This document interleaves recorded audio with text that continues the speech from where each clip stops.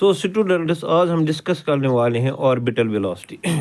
Orbital velocity हम बोलते हैं वो वेलोसिटी जो किसी ऑब्जेक्ट या सैटेलाइट की हो जब वो अर्थ के इर्द गिर्द रिवॉल्व करे इन एन ऑर्बिट। तो यहाँ पे मैंने डिफिनीशन लिखी है। तो it is the velocity given to a satellite so that it starts orbiting around the earth. यानी ये वो वेलोसिटी होती हैं जिससे जो ये सैटेलाइट हैं ये इर्द जो ये अर्थ हैं इसके अराउंड चक्कर लगाना शुरू कर देती हैं, रिवॉल्व अराउंड द अर्थ या orbiting. Revolve means orbiting around the earth same है, ठीक है ना। इट इज डोनेट इस ऑर्बिटल वेलोसिटी को हम डिनोट वी ओ से करते हैं। V O means orbital velocity. So ये बेटा वो वेलोसिटी होती हैं जिससे जो ये सैटेलाइट हैं या ऑब्जेक्ट हैं वो अर्थ के इर्द गिर्द चक्कर लगाना स्टार्ट करते हैं। जैसे ये सैटेलाइट हैं, यहाँ पे ये अर्थ है, यहाँ बीच वाली अर्थ है, तो ये सैटेलाइट इसकी ऑर्बिटल वेलोसिटी v0 है। तो ये इसके इर्द गिर्द इस ऑर्बिट में चक्कर लगाती हैं। इस ऑर्बिट की अगर मैं देखूंगा, अगर height from the surface of the अर्थ इस सैटेलाइट की होगी h from the surface of the earth and this capital r is the radius of the अर्थ। तो जो ये ऑर्बिट है इसकी रेडियस क्या बन जाएगी टोटल, एक तो ये h प्लस r। तो ये ऑर्बिट जो है इसकी मैंने यहाँ पे लिखी orbit of radius h plus r, ठीक है ना। सो अब सवाल ये है कि ये ऐसा क्यों कर दें, सैटेलाइट अर्थ के अराउंड क्यों चक्कर लगाते हैं, रीज़न क्या है इसका। मेन रीज़न इसका जो ग्रेविटेशनल अट्रैक्शन है between the earth and the satellite वो प्रोवाइड करती हैं इसको सेंट्रीपिटल फोर्स सैटेलाइट को, ताकि ये अर्थ के इर्द गिर्द चक्कर लगाना शुरू करे।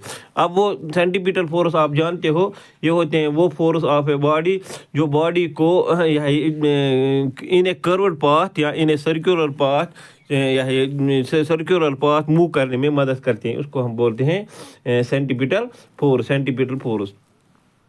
तो आप यहाँ पे समझते हैं, तो मैं लिख सकता हूँ जो ये ग्रेविटेशनल अट्रैक्शन है यही इसको centripetal force mean. Centripetal force वो फोर्स होता है जिसकी मदद से कोई बॉडी कोई object in A curved path या इन ए सर्कुलर पाथ मूव करना स्टार्ट कर देता है, ठीक है ना। इट इज़ डायरेक्शन, उसकी डायरेक्शन होती है toward the centre of the circle. तो तब जाके हम उसको सेंट्रीपिटल फोर्स कहते हैं। अब देखो जो ये ग्रेविटेशनल फोर्स है यही प्रोवाइड करता है सेंट्रीपिटल फोर्स। यहाँ पे मैं लिख सकता हूँ the gravitational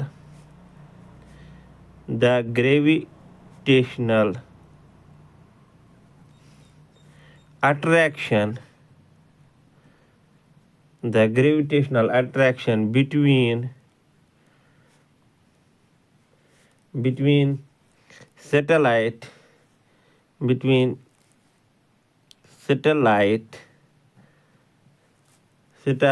and earth, between the satellite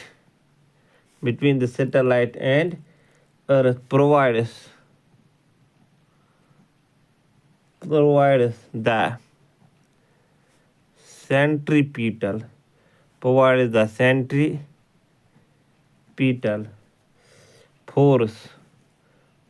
the centripetal force to satellite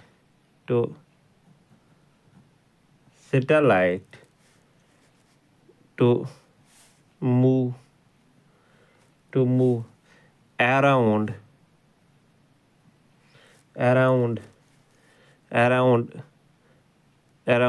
the earth in an orbit। यानी ये ग्रेविटेशनल फोर्स जो ऑफ अट्रैक्शन जो है बिटवीन सैटेलाइट एंड अर्थ हैं यही इसको मदद करते हैं। इसको भागने तो नहीं देते हैं, ग्रेविटेशनल पुल ऑफ अर्थ से हैं यही इसको मदद करते हैं, ये प्रोवाइड करते हैं इसको centripetal force. With centripetal force क्या होता है, ये जो सैटेलाइट है ये अर्थ के इर्द गिर्द ऑर्बिटिंग करना स्टार्ट कर दिए हैं। दिस मीन्स दैट जो ये ग्रेविटेशनल फोर्स होता है gravitational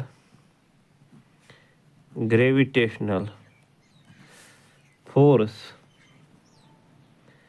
is equal to centripetal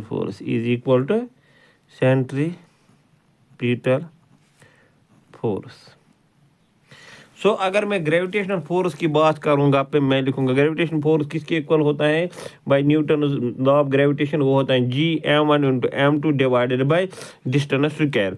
तो वो मैं लिखूंगा यहाँ पे G ग्रेविटेशनल फोर्स, यानी ये ग्रेविटेशनल फोर्स Fg जो होगा, Fg means gravitational force Fg, यहाँ पे Fg is equal to F C mean centimetre force, ठीक है ना। ये ग्रेविटेशनल जी और ए वी इतना मैं लिखूंगा gravitational force. This implies that जो ग्रेविटेशनल फोर्स होता है वो होता है equal to G m1 into m2 divide by distance square. तो G capital G gravitational constant, m is the mass of the earth, यहाँ पे mass of the earth capital M, so m into m2 is the mass of the satellite m divided by distance, इनकी distance क्या है total r plus h whole square, so divided by r plus h whole square is equal to centimetre force जो होता है, centimetre force होता है F C is equal to mv square divided by r, mv square divided by r। तो यहाँ पे जो ये mv स्क्वायर ये होता है जब ये सेंटीमीटर फोर्स मैंने बोला है ये बॉडी को मूव कर बॉडी को मदद करते हैं ताकि वो मूव इन कर्व या सर्कुलर पाथ करे। तो यहाँ पे जो ये r होता है रेडियस ऑफ द सर्कल होता है, जिससे उस सर्कल का होता है जो पाथ होते हैं किसी बॉडी की जो मूव करता है इन सर्कुलर पाथ, ठीक है ना। तो ये r तो यहाँ पे जो ये v है तो यहाँ पे आएगा f सेंटीमीटर m वी मगर क्या है वी हमने लिए हैं वेलोसिटी ऑफ जो सैटेलाइट, तो वो v0 लिखेंगे v0 square divided by r is the radius of the orbit. यहाँ पे जो ये पाथ है तो इसका रेडियस क्या है टोटल, इसका रेडियस है r प्लस h, तो डिवाइड में करूँगा यहाँ पे r प्लस h, ठीक है ना। अब यहाँ पे आप देखते हो एक r प्लस h इसके साथ एक और प्लस एच जो है ये वाला है इसके साथ कैंसिल हो जाएगा, ठीक है ना। सो पे यहाँ पे मैं लिख सकता हूँ इस तरह से m, और चलो दूसरे स्टेप में कैंसिल, यहाँ आप m इस स्टेप में भी कैंसिल कर सकते हो, m v0 square is equal to G m divided by r plus h, क्योंकि एक कैंसिल हो गया, ठीक है ना। आप पहले स्टेप में ये भी m भी कैंसिल कर सकते हो, तो यहाँ पे जब आएगा आपको तो ये आएगा आपको v0 is equal to G m divided by यहाँ पे r प्लस h, ठीक है ना। सो यहाँ पे this further implies that v0 square है, ठीक है ना। v0 जब मैं v0 लूँगा तो वहाँ पे आएगा square root of G m divided by r plus h। इसको मैं लिखूँगा इक्वेशन फर्स्ट, यहाँ पे इक्वेशन फर्स्ट, ठीक है ना। अब मैं लूँगा इस तरह से if the acceleration due to gravity is g मानता हूँ मैं at the height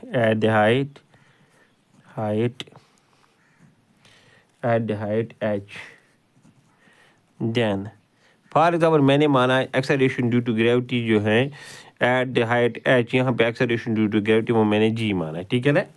तो अब हमें पता है g रिलेशन क्या होती हैं, वो g और स्मॉल g और कैपिटल g के, small g is equal to capital G m divided by वहाँ पे होता था वो r square on the surface of earth होता था r square, this r square, मगर this is on the surface of earth, on surface of earth, ठीक है ना।